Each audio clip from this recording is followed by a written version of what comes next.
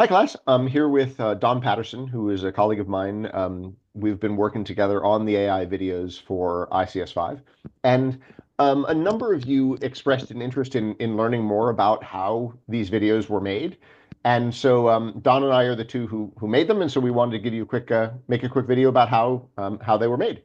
And so we have a variety of different slideshows and various bits and pieces that we're cobbling together. So hopefully we'll be able to show you all the relevant things that might be useful to know about. So I'm going to start off by sharing screen. There we go. So this is talking about the AI videos for ICS5. So first off, we have a grant from the US National Science Foundation that is on AI-enhanced personalization for large-scale university education in sustainability science. So we got a bunch of money from the government to try to make these videos to do a better job of undergraduate education. Um, just reading a little tiny bit, a paragraph from the proposal, a recent National Academies report on undergraduate STEM education states that connecting to and leveraging students' diverse interests and goals, prior knowledge, and experiences enhances learning. Our proposal advances research and learning by building and evaluating a system that uses artificial intelligence to produce personalized educational content that leverages students' interests, goals, knowledge, and experiences to create effective learning experiences. So that's what we're trying to do here. We're trying to make AI systems that can personalize educational content. Yeah, and I'll add to that that one of the real goals of doing this is not to just like replace what we've got right now. In a lot of ways, that's what you do in the first pass, is you take sort of the approach that you've been doing for a while with just online education, and you try and iterate on it. So for like us, this class, we're trying to actually do it, number one, and number two, do these different tracks so that you can learn the topics that you want. But I think what we really want to do is say, hey, if you've got AI support with these classes, what like radical new things can you do with education so that we can just do the best job we can of educating folks? Totally. And that is, I mean, that's one of the neat things about being a professor is that you can try new things, try to figure out how to be the best educators that we can. And so that's what we're trying to do here. So yeah, so the team is Don and myself, and then Professor Rebecca Black from the Department of Informatics, and has been helping with some aspects of the pedagogy, how to make these effective learning experiences. Julie Ferguson, a professor in Earth System Science, is helping with some of the sustainability aspects, and Andre Vanderhoek, a professor of informatics, is helping with some of the software engineering components of it. Um, so in terms of the process, this is the process of how we made the videos. So first, I came up with a list of topics based on the course goal. This was based on past offerings of the course and based on what directions I wanted to take the course in the modern era, because sustainability is a rapidly changing field and computing is a rapidly changing field. And so therefore, the content of this class needs to be updated periodically. And so that was the first stage. I think a super interesting part about the history and trajectory of this course is that it was actually originally taught as one of the first online courses in the University of California. And it was years before COVID. And so the University of California initially gave us some money to create an online course as the first example of like a UC level online course, which fortuitously actually put the UC in some pretty good gave us some pretty good resources when COVID hit, that we had some expertise in online teaching before that. So this class has a long history in doing innovative ways of delivering the content. Yeah, and Don, it was you, Bonnie, and I guess in around 2011, is that when we did the first iteration of this class? I Was think it it was that? Yeah, was it that 2011 or long? 2012, I think. Yeah, it's quite Um, a while ago. so yeah, so Don, Bonnie Nardi, who is a professor, is now retired, and I made the first iteration of this online class about 12 or 14 years ago. And so now So the funding is national, right? Like right, I think it's sort of notable that it started as a University of California initiative, and now it's a National Science Foundation initiative. So it's yes, sort of it's growing. yep, absolutely. Um, so then the next stage was, as we were trying to develop a set of prompts to give to the AI to help with some of the writing tasks, I needed to write up my ethos. What are things that are important to me so that the AI would write like me? Because when I get up and give a lecture in a regular in-person class, I can just talk. I just say what I'm feeling about the topic, and that automatically sounds like me because it is me. With an AI, I had to be much more explicit about that process of writing down these are the things that are important to me. And at some point, I'll be happy to share that if people are interested. What are the guidelines? How do you make an AI act like Professor Bill? Um, and so that has been an important part of it. And Don, I think you had something you wanted to mention on this topic. Yeah, I mean, the students who are watching this, you guys are probably familiar with the term prompt engineering, and that's basically what Bill's talking about is that in order to make the videos, we have to do very careful prompt engineering to make sure that the content is what we want it to be and that it's appropriate for university level course and all that stuff. And what's really interesting about that is that we had to be a lot more explicit about what it was we were doing than we actually normally are in a regular class. So, for example, because we're going to have AI help us generate all these videos, we had to say, like, oh, what should be the structure of a video? Like Bill was saying, what is my perspective? What's my point of view?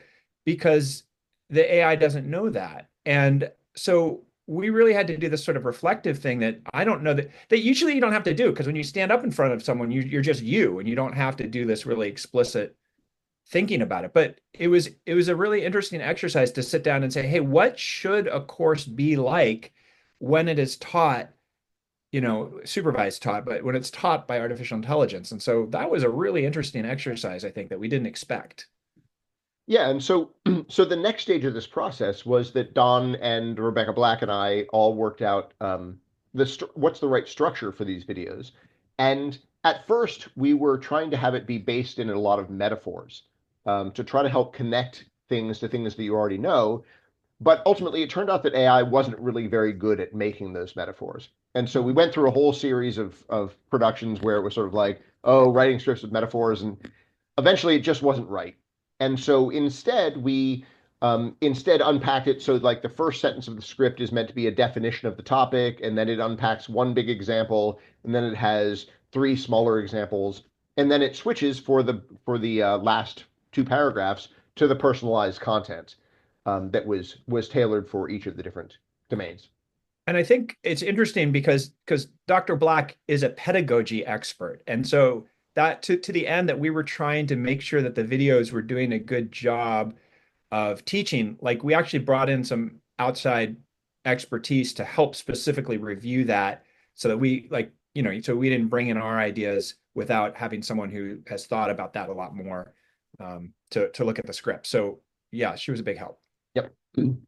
Um, so then Don coded up a system to write drafts of those scripts based on the titles that I'd given, based on hints that I gave it for various different videos, like, use this particular, you know, set of Example. findings, this particular example, or like these statistics or something like that.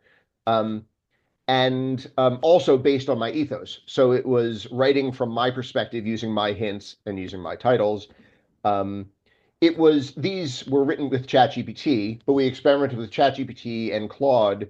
And right now, it seems like Gemini 2.5 is the best one out there. So it may be that in in future iterations, we switch to a different AI platform. But these were mostly written with ChatGPT for the first pass. But Yeah. interestingly, like that wasn't really good enough, right? Like No, no, yeah. you had to go back and really edit everything that came out, right? Yeah, and so that's one of the later steps is where yes, I've gone through each one of the scripts and read it, and there have been times where I've been like, this is all wrong, and I've rewritten it from scratch. There have been times that like, oh, it's good, but it words a little bit differently than I would, and so I've revised that. So there has been a lot of iteration on what exactly the scripts are that are going to be presented. And the experience actually ended up being a lot more like writing a book in some ways. Yep. And academics write a lot, and this felt a little bit like what a next generation book might be like, right? Yeah. Oh, and also pedagogically, Dr. Black had talked about how shorter videos hold students' attention more effectively. And so that's one of the reasons we were aiming for a 3 to 4 minutes per video rather than longer videos. And it seems like many of you who've liked that. There have been some students who have asked for longer videos that have multiple topics at once, but it seems like the consensus mostly is that the short videos are working well. So I think we're going to stick with that. So then I coded up a system to identify relevant images from a system called Unsplash, which is a stock photo system, and also to write the bullet points. And the what the text of the bullet points is gone through quite a number of iterations as well to You try to might have get them. seen that. So, what's right? You might have seen that Oh between yes, week 1 and week 3. Yeah. right, exactly. And so now we have fewer bullet points. They're longer and they stick more closely to the script than in earlier iterations of it. Um, then Don brought in a bunch of theatrical lights, and he and I set up lights in my lab and recorded some footage of me speaking so that that could be the source footage for the AI avatar. Um, Don then coded up a system that made that AI avatar speak the script using a system called HeyGen, and then composite it with the image, all the bullet points, titles and credits, beginning and end, and all of the other aspects that go into it. Don, anything you want to say about that process? Um, it wasn't hard in some ways, but it is a lot of connecting pipes on the internet. So like connecting this pipe to that pipe and then taking the data and plugging into this pipe. And it's a lot of like connecting different pieces. And the other thing is, it's not super cheap. Like, it's not outrageously expensive, but it's not the kind of thing that you could produce this course without any budget, right? Like, it's not all open source software. I think what did we I think each video? I think it's about $1 a minute for the Yeah. HeyGen. So So um, each video is probably costing about 10 or $15 to generate just because of iterations and updates and all that stuff. yeah, so that's either 15 videos a week times um, 3, 4, 5, 6, 7, 8, 9. Yeah, it might be like $100 a week. So it's probably going to be about $1,000 in AI expenses over the course of the 10 weeks. Yeah, but that's just the videos. Like there's a bunch of other components that are going into it as well. Yes. Yeah, for sure. Um, so yeah, so then I wrote a little script or I worked with AI to write a script that uploads the videos to YouTube and then puts them on Canvas in the right spot and puts the three different versions next to each other. Um, Then before we rendered all of the scripts, this was the process where I went through and looked at all of the scripts and edited them by hand to make them so that they are the pedagogical content that I wanted there to be. Um, and so that was what led to the first week of the class. And then at the end of at the beginning of the second week, we got feedback from you all. And then Don and I have been, running around frantically writing code to make it better over the last couple of weeks. And hopefully, there have been some improvements in that respect. Um, so Don, anything more on this process before we pop forward to the next one? I think that's a good overview. Cool. Um, so one thing I wanted to acknowledge also is that in the student feedback, there were sometimes competing forces where some students preferred one thing and other students preferred the exact opposite. And so some students thought the language was too advanced, others thought it was too simple, some thought the videos were too fast, others thought they were too slow. And so in general, in situations like that, we've tried to balance those things so that there are equal number of people on each side. But I apologize in advance because there were 300 people in the class. We can't tailor them to everybody's specific preferences. Um, but we're trying to do our best to take you all as a collective and try to improve it based on that. And also focus on the learning, right? Like, so this is Yes. part of this is novel. We don't want it to be boring, but like the number one thing is for you all to learn something about, sustainability and information technology, not to entertain. Yep. Yeah. So two demos just to show some of the stuff that's going on. Let's see. Maybe Don, shall I do the supervisor.sh? I Or got it if or whatever. oh, You're okay. good. I have it here. Okay. Let me open it up. First up, screen share. Share screen. Oh, So no. supervisor.sh is just sort of funny because that's just happened to be the name of the script that keeps it running. And what you're going to see is what's called a textual user interface, which is where you draw the user interface with ASCII characters rather than doing it with like a website. And we did that because we wanted to focus on the process, not on the whiz bang interaction. So yeah, so it Okay. looks like, 1980. Yep. So here is the entire class. Here are the 10 weeks of the class. So week one, foundation is an overview. Here are each of the videos that we're presenting. Within that video, so let me pick like scientific thinking. There is the base script, which there is the text of that base script. So this is what the AI is going to say, and then there are the three scripts below it that are what the business variant, what the technology variant, and what the social variant are going to say. Um, Here in this is also there are various places in here, which is where I make the notes about what the prompts what examples should be used in the video. So, Don, anything you want to say about a supervisor since you Don is the one who wrote this, so you have more Yeah, experience. no, I mean, part of it for me was a learning experience of developing this textual user interface. And, I like to work on projects where I learn stuff too. And so, we're all trying to use the tools that we have at our fingertips to do the best job we can. And so this was fun.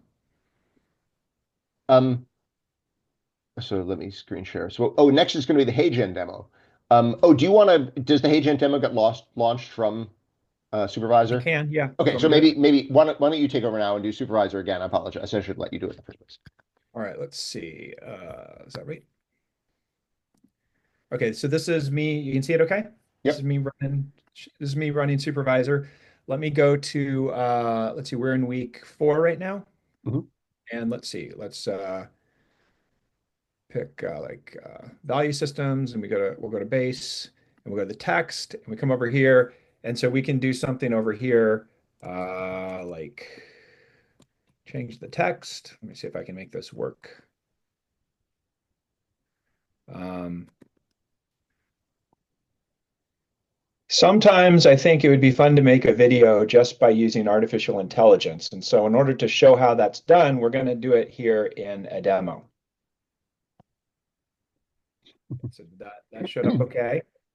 All right, so what I'm going to do now is I'm going to select the thing that we're making here, make sure that's still okay, good. And then I'm going to, let's see, I need to render that. So I need to come down here and say, make that avatar video. So when I click that button, it sends the script out to HeyGen, and let me show you what's happening there. Uh, Bring that down and share screen.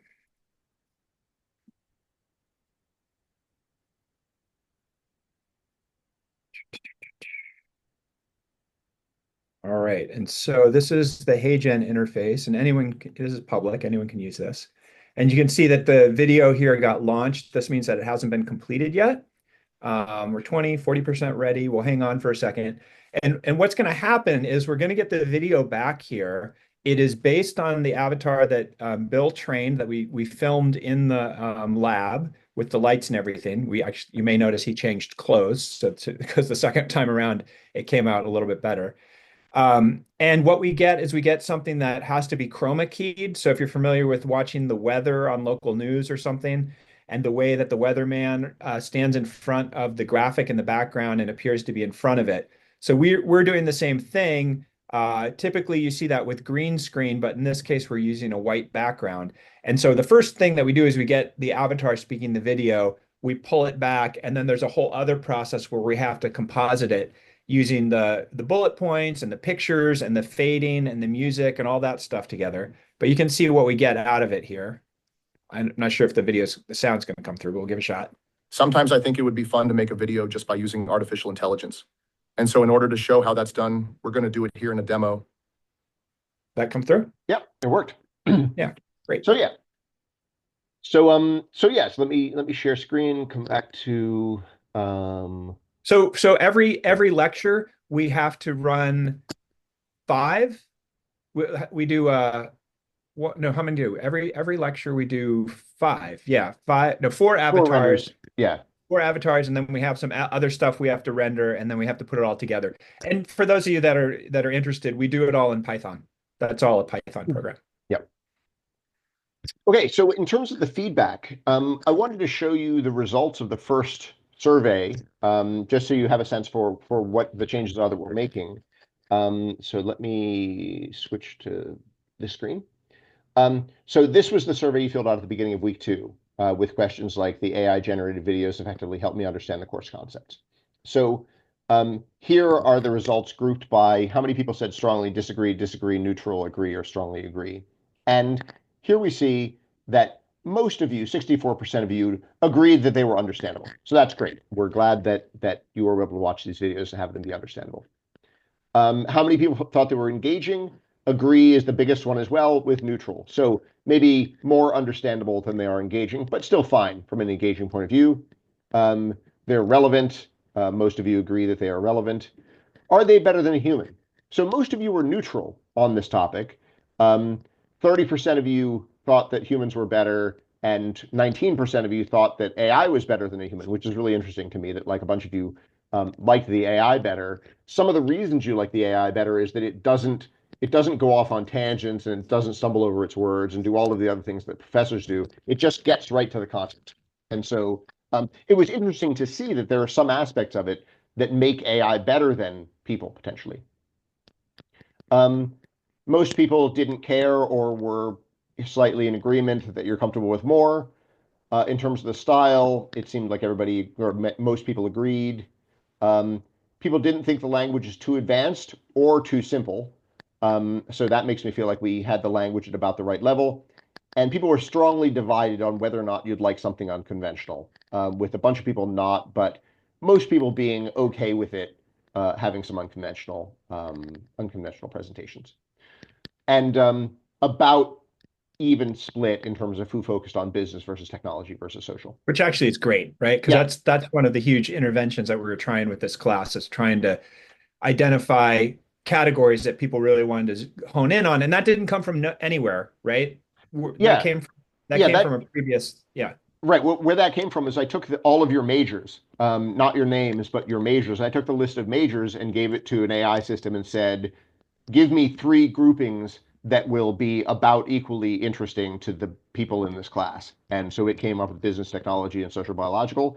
And lo and behold, it did an okay job because you like them about equally well. Or Right. you, And some point along there, Dr. Black weighed in, right? oh Like, didn't we? yes, that's Yeah. right. Because Don, you and I had sort of a vision of a different set of 3 groups, Yeah. and Dr. Black was like, that would not be pedagogically sound. And we're like, oh, you're right. And so we did it this way instead, and it worked out great. So Yeah. It's this is why it's nice to collaborate. and when you collaborate, you have to listen. That's true. Yes, for sure.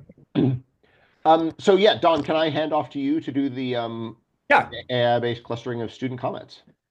Yeah. So let's see. We took the feedback that y'all gave it, we clustered it into some groups. Is that coming through? Yep, this is the qualitative comments. These are the things Right. that you wrote in response to it instead of the like or choosing, agree or disagree.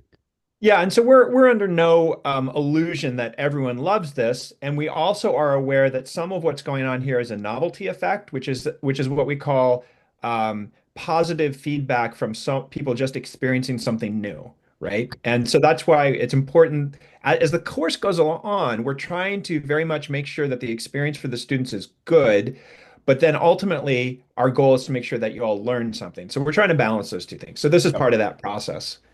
So we did a bunch of different groupings. We used some tools to mostly AI tools to help us group, and then we reviewed all the different groupings we got, and we came up with these 4 as being a good summary of the feedback that we got. We had and labeling them, we labeled you all as being either AI enthusiast, and of course people aren't just in one bucket, but if you had to put people in one bucket, we had AI enthusiasts, pragmatic acceptors, people who are AI skeptics or wanted the human connection, and folks that were just focused on the content and were otherwise pretty neutral. So breaking it down, AI enthusiasts, we had about 25% of the class. These were people that were strongly positive about the videos. They loved the novelty, they liked the efficiency. we learned a new word, which was jamble, which was we are glad the professor is not jambling on. So that's our vocabulary word for the day. Yep. They seem comparable or superior. They love that this group loves the technology. There are some flaws, but that doesn't distract from the flaws like the hand gestures or the awkward things that happen from the avatar. And a representative comment was maybe the second one here. These AI videos have been structured more clearly and straightforwardly compared to human-made videos from format, visuals, and content altogether. And I think that reflects what we were talking about earlier, where we put a lot of thought into what do we want the structure to be when we're not just like using our gut to Yeah. go in a lecture. So the next group was the biggest group. This was 45%. We labeled you all pragmatic acceptors. So these are those of you that see both benefits and drawbacks. You like practical aspects of it, like the clarity, the structure, the personalization. But there were some places that you gave us some constructive feedback. Maybe things that were unnatural, something about the audio in some cases. You missed some of the emotional connections, which is kind of why we're doing this video to help with that. And you just thought they were generally effective, but maybe this isn't the place where you want the ultimately where this would be, there's still room for improvement. And so like the third from the bottom is a good one. The AI generated videos provide consistent quality and pacing, but lack the personal touch and spontaneity of traditional instructor videos. So, some good, some bad. Third category is 20%. These are folks that are probably maybe the least excited about the AI content and really want the human connection. So this group, those of you in the group feel like the artificiality of the AI avatar is a drawback, and you're distracted by maybe lip sync or weird gestures. You miss the personal anecdotes. And while you do admit the content is understandable, you don't love the delivery method. So like the third one down, the comment is maybe a representative. It says it feels fake and like lazy to me. I don't really like the AI videos, but real talking human connection is better. I understand the appeal of AI videos, but I prefer real instructor videos. For what it's worth, if this is lazy, Yes. So I that can is, understand. yes, quite a bit of work has gone into these, but ultimately we want them to be a positive experience, both pedagogically and being interesting to you. And so, we, in some capacities, have more work to do.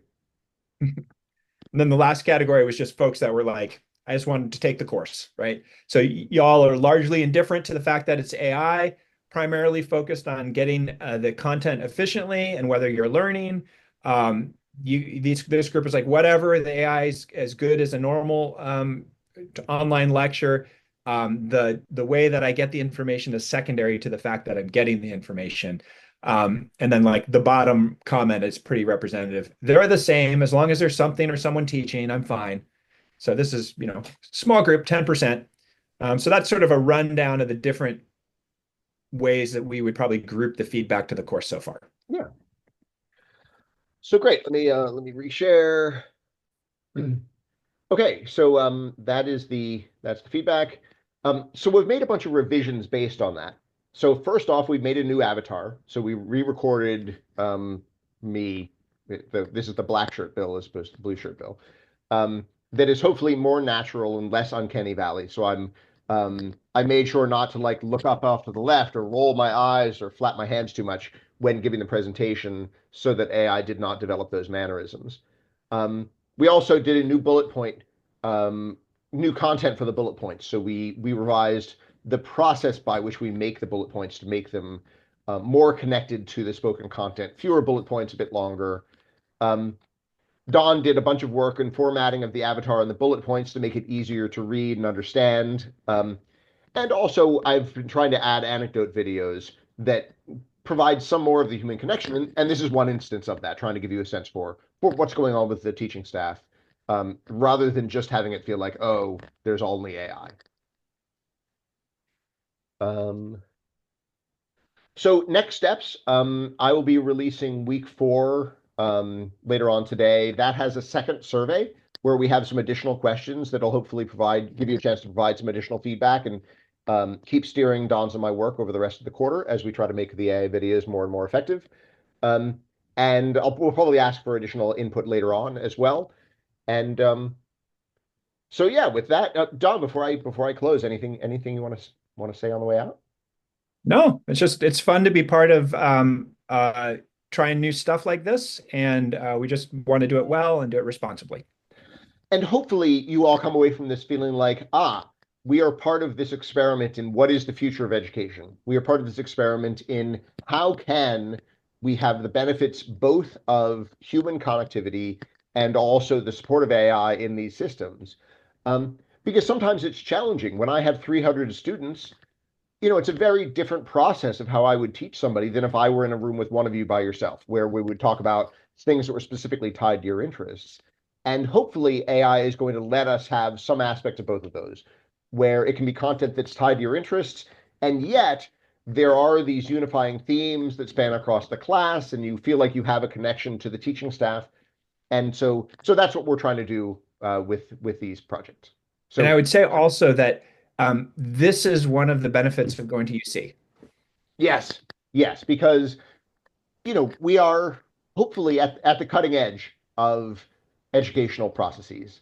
Yep. And hopefully, you're finding this interesting, at least in terms of what is possible with AI and what's possible with education, and is helping to enrich your time here at UCI. So, okay, so just to say the relevant disclaimer, this material is based upon work supported by the National Science Foundation under grant number DRL 2418715. Any opinions, findings, and conclusions or recommendations expressed in this material are those of the authors and do not necessarily reflect the views of the National Science Foundation. Thank you all for watching, and we hope you have a nice week. See ya. Take care.